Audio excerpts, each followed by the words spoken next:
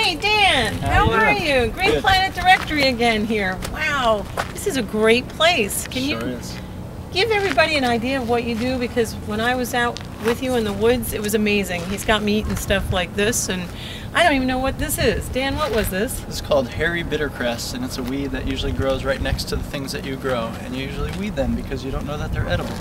Well, I had the greatest time. We went in the woods, and Dan was showing me things that I never thought I could eat and survive off of and actually be healthy.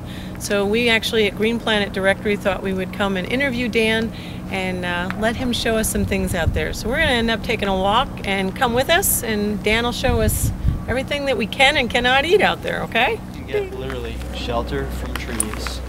You can get water from trees. You can make fire from trees, and you can get food from trees. That's everything you would need to live.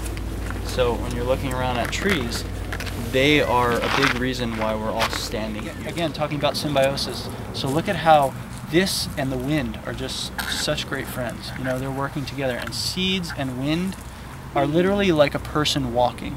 You know, this is how this plant walks. The wind comes and it blows it over there, and it's going to grow there next year. And so literally this plant is being guided by the wind on where it's going to grow next. And so it can travel miles over years, you know, and every year. So I like to look at plants not as individual species, but as collectives. Like this is a goldenrod collective. And so it's sort of working together. And it's spreading its seed in the direction that the wind takes it. And you know, all those hippies saying, I'm just going where the wind blows. Now you saw a few dandelions here. When you're walking back, count how many dandelions you see. Like you literally could eat dandelions. You could not eat them enough to ever get rid of dandelions. Like they would just keep spreading and laughing at you. That would be enough for you to stay alive. This is calcium, and there's protein in nuts. Like, you know, there's so many different variations of nutrients. Well, look here, next to this trash can, there happens to be this thing that you would think is a purposeless weed here. And this is actually a great medicinal herb. It's called mullein, and it's very fuzzy, and it's very beautiful. And it's been used for so many different things, like lung conditions. And you can make a tea out of this if it wasn't next to this here garbage. This plant is also very good for treating asthmatic conditions, and this is one of the only plants that exists that you can actually smoke minute amounts and the medicine actually gets into your lungs. And but it's recommended to make a tea out of it. And to make a tea out of it, you would just steep the leaves for 15 minutes, and you wouldn't boil them because that would reduce the medicinal qualities. And you would strain it, and you could drink that. And make sure you strain it through a cheesecloth if you have a sore throat, which is also good for it because the little fibers on there. The thing about dandelions is that when you get dandelions at the store, they're just full of water, and they're basically diluted nutrition. And so your body has to work more to digest it and to get less nutrition out of it.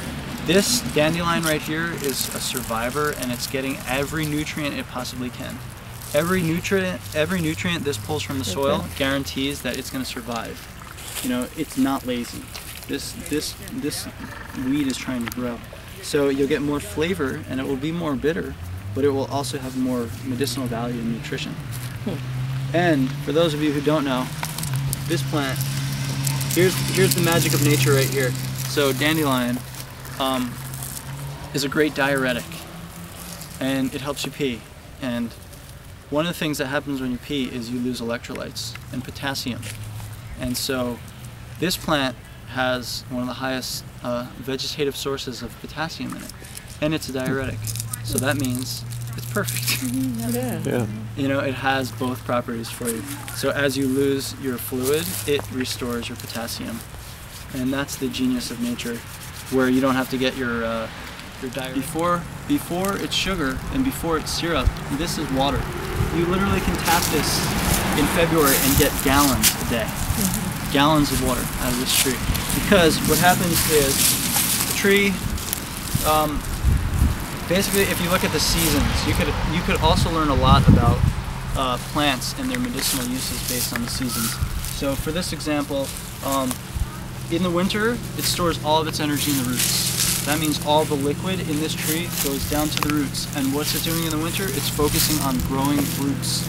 You know, so when spring starts to come up, notice the word, spring. What do you think happens?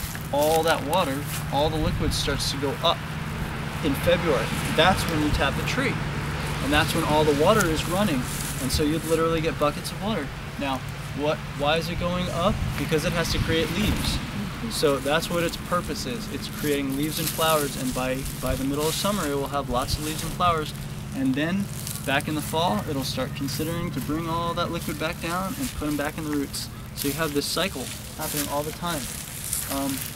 You get a lot of water, especially for maples. Now the fact is that the sugar content is very small. Very small. If you drink this, it's not going to be too sweet, but it's amazing.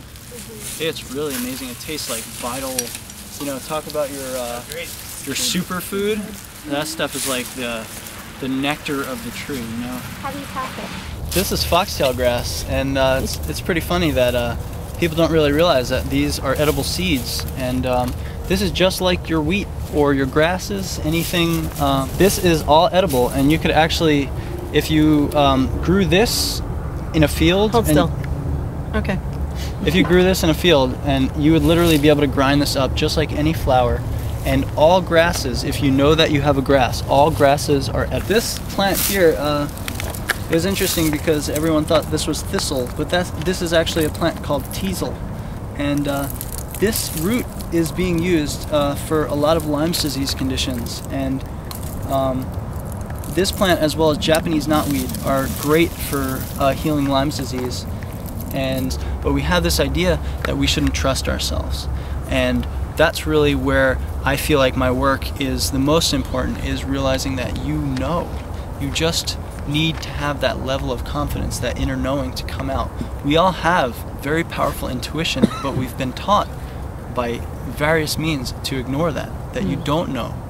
You're not. The reason I created my website to be called Return to Nature, and that's sort of what I've been looking for, is because I found that everything is a vessel for nature. So if I give you a plant and you heal from that plant, it's not because of the plant only, it's because nature has a life force and it gives that to you.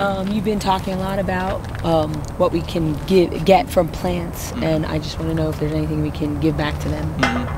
Well, really what I've found is that this activity transforms people. This is your healing, is that you go out there and you start picking plants and you start to have a communion, and then you start to understand that, wow, I'm not just grabbing this stuff for my own consumption, but let me see if I can prune this in a way where there's some left over for me, but I'm actually helping the Dan, plants. tell them again your website, please. It's www.returntonature.us. Thanks so much for your time. Thank It's you. really, really a pleasure.